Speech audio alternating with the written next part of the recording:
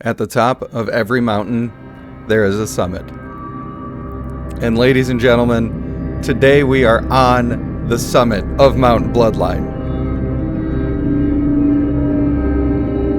Hello friends, my name is RagePanda1, and today we have an extremely unique view into an account, and this is going to be our first account review on the channel. I just know that a lot of you want to see a deep account review of Mr. Neo-Geo, the one and only #1 might player in the game. Now, I know it's hard to read because there's just so many numbers, and there's just so few commas, but this says 10,493,113,029 might. This man has ascended into a whole different being. Now, unlike the previous video, this is an account review, and we are going to go extra in-depth on this one because it is such a fascinating account to look at. For one, we're going to notice a frame down here that you've never seen before. You probably have never seen a person with that because there's like 5 of them, and it is extremely exclusive. Goat Games has not officially released the details of how to get this frame, but we do know that it's part of a VIP package. And I think we all know why Mr. Neo-Geo is one of the VIPs. Now, along with this, you get more than just a frame. You also get priority response from customer service. There's a weekly package that gives you extra stones and chests and all sorts of other stuff. And I know that a lot of people might be really furious that that's a thing that exists, but I think those people are a little bit crazy because the people like Neo-Geo are keeping this game afloat for all of the people who think they would never spend money on a mobile game. So, even if you don't agree with just absolutely wailing out on a game, that's fine. That's your choice, but we should appreciate them when it comes to supporting the game. My God, they keep the game afloat. Couple of highlights here. My man has 14,000 battle victories, over 2,000 equipment enhances, over 2 million diamonds spent, 1,500 hours of playtime. And of course, he has the Dead Moon City and the Saros Festival City. I think for my purposes, I'm gonna go back into time into the Dead Moon Festival just because we can, people. Just because we can. Now, I'm dying to dive into this champion section, but I'm gonna make us all wait a little bit. I don't mean to edge you, but we're gonna check out the companions first. We may as well call him Mitt Romney because he has binders full of women. You probably don't get that unless you're from America. I don't know if that little chuckle made it overseas, but that is funny. So he has every possible companion, has not missed one. Man, this guy could help me build a website by getting all the assets that I need. Now, I have been given permission to critique some of the stuff that's going on in the account, and one thing that I want to look at in these account reviews is how people are spending their intimacy, because I think that it could be very important. For one thing, we have a Mythic Zace here. This could have been more reasonable early on, so I don't know. If this was very early in the game, then I could see this being a reasonable investment, but these shields, unfortunately, in my opinion, from Inventive, are not so good. I don't think that at the beginning of the game I would have been using them either, but now that Steadfast exists, there's basically no reason to ever use Inventive, although there was also a time where the female Zace was considered to be quite strong because her active skill does a lot of damage, so it could have been from that as well. Probably level 22 Sanguines here. I can respect that all day. I think that trait should be on every single team in at least one spot, and exactly one spot. Of course, we have our Mythic Luxuriant just for the districts. I'm seeing a lot of great traits here that we're leveling up higher to get to level 22, so that is a great thing. He chose Aggressive over Lionheart. That's exactly what I would have recommended. Got the Pyromancer as well. I do like to see the Cunning leveled up because, spoiler alert, ladies and gentlemen, I think Cunning is really strong right now. And I think if you start putting your, especially level 22 Cunnings on everybody on your team, you're going to be absolutely destroying the souls of your enemies because they're going to spend the first 10 seconds not getting any energy, especially if you have any energy control on your team. Now, for the Lionheart, I basically would never recommend Ambitious. I know people like it. I know that towards the end game, they talk about using Ambitious to get the jump on people with their ultimates.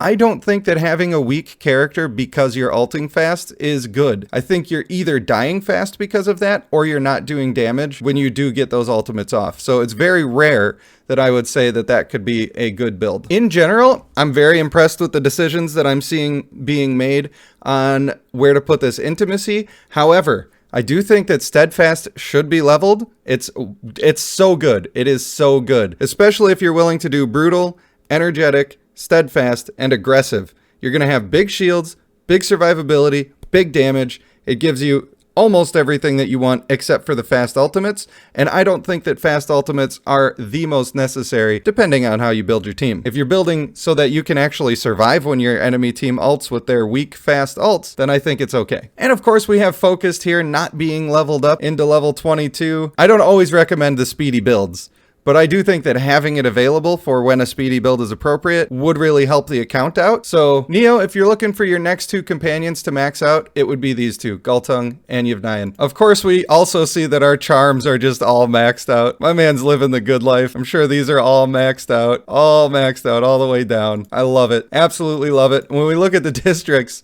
I almost don't even want to click into these because it's going to hurt my feelings because I am so far behind on my districts. But we'll just look at the first one to see where he's at. You can see even on these big accounts, man, just suffering for bread. That's why you always got to take those Senate orders for bread. Absolutely stunning. Almost 10K per assigned slot. Absolutely stunning. Now, of course, he could be taking that even farther, and he's going to keep working on that into the future. But that shows you that all of the investment still comes down to a time-gated thing. Even though you can pay and you can win when you do, you still need to have your things in order and you still need to make good decisions, even if you are a high roller. Now, it does make sense to me that he's got some of these other characters in here that are not quote-unquote the best character, and that's because he's ascended them to level them up to use. And if you have them ascended farther, then it's likely that they're going to be able to be worth more in your districts. So that might be a small little bonus you can take to the bank with you. My man, the level 700 Bloodstorm coming in with 14,000.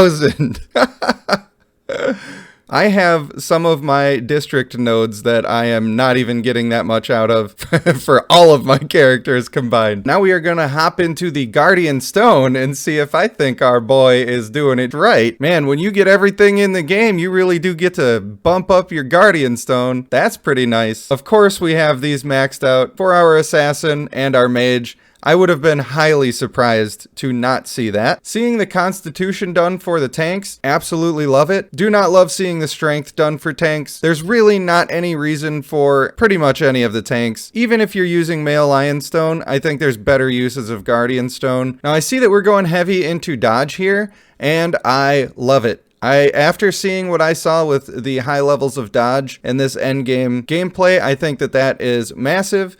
And I also really like to see the hit rating to counter the enemy dodge. And if we wouldn't have gone hard in the tank strength, we probably could have gotten a lot farther in hit rating and in dodge. All in all, I think there's great decisions being made here. And I'm really happy with what Neo has been doing. He's obviously very educated on the game. This man is more than just a credit card. That being said, if there was a reset button where we could replace these points, I think he'd be happier with it in a different orientation.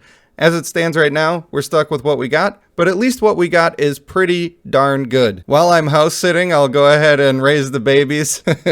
Now, I wanted to come in here and check this because I was just curious. I'm curious how much our man wants to just play the game, because at the stage that he's at, he doesn't really need to be going in here and clearing these events for the 10 stones and a couple of ascension materials, but it's done. That tells me that he just enjoys playing the game, and he's making the most of what he's got, and I can respect that. Now, he told me I could go in hard on him if he was doing something wrong, and I'm looking for something.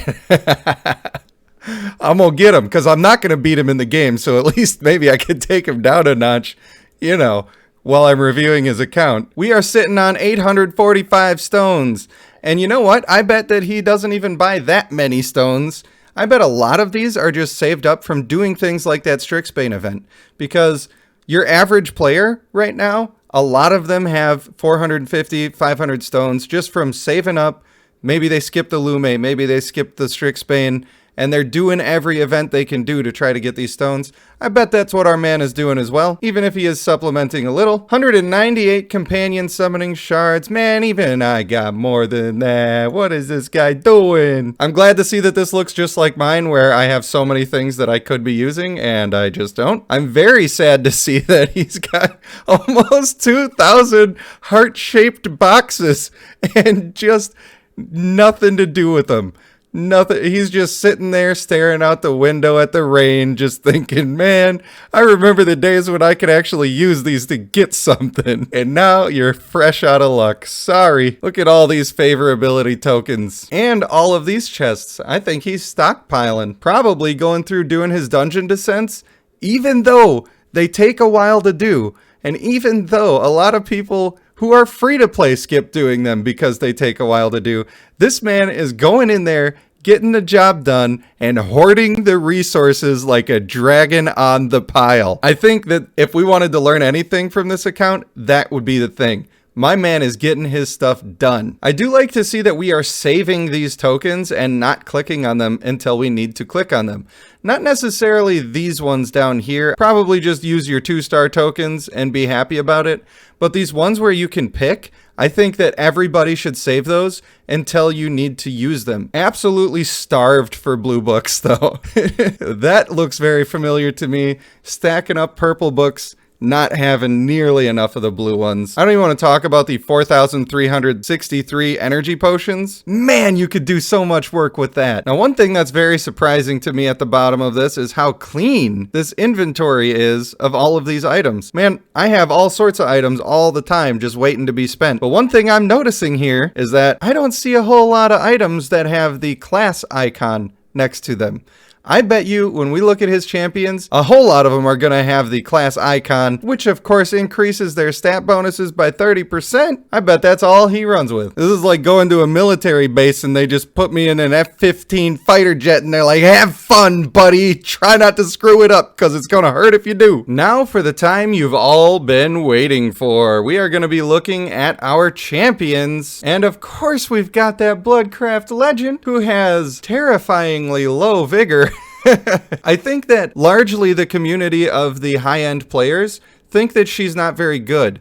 And I think that that's a mistake. I think that she doesn't fit well into their pre-made teams that are already ascended. That's what I gathered by playing on one of those accounts for about an hour. All right, where is the investment going? Let's see. Now, what I absolutely love to see here is that we've got male ASN, which I have not been seeing on any of these high-end teams, and I think those people who are not using him are making a mistake because he's one of the best characters in the game. By far, one of the best characters in the game, especially when you're running female Devala. She loves Devout. Lest we forget, this man increases all teammate strength by 30%. And by the way, if you were wondering what a maxed out skill looks like, it looks like this. It just says max at the bottom. Having a 100 vigor male ASN is real good for your team. Having a 100 vigor female Devala is a team.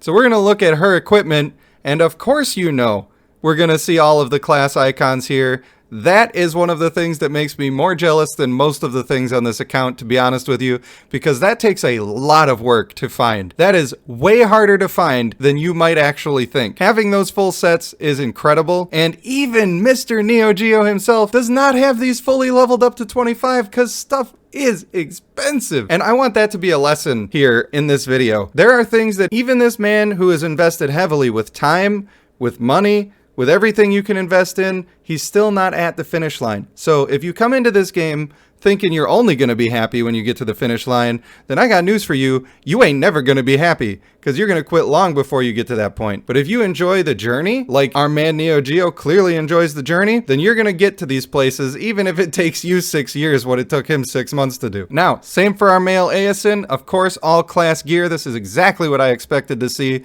I expected nothing less from such a legend. Well, friends, this video was going to be 30 minutes long if I didn't cut it in half, so I'm going to do you a favor and do a part 1 and part 2. In part 2, we're going through all of the champions, we're getting into some combat, and we're going through our final summations of what Neo-Geo has done and how I think he's doing at managing his account in general. So if you'd like to see that video, make sure to subscribe and hit the bell. I do really appreciate you watching this video. It was an honor and a great deal of work to be able to put it together. I want to thank you for watching. I have been Rage Panda 1, and I will see you in the next one.